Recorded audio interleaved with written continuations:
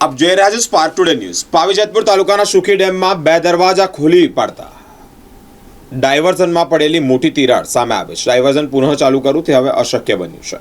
પાવીજેતપુરના સુખી ડેમમાંથી 2 દરવાજા ખોલી 2000 ક્યુસેક પાણી છોડવામાં આવતા ડાયવર્ઝન ઉપર મોટી તિરાડ પડી જતા ડાયવર્ઝન પુનઃ ચાલુ કરવાની શક્યતાઓ પર પાણી ફરી વળ્યું હોય તેવું લાગી રહ્યું છે।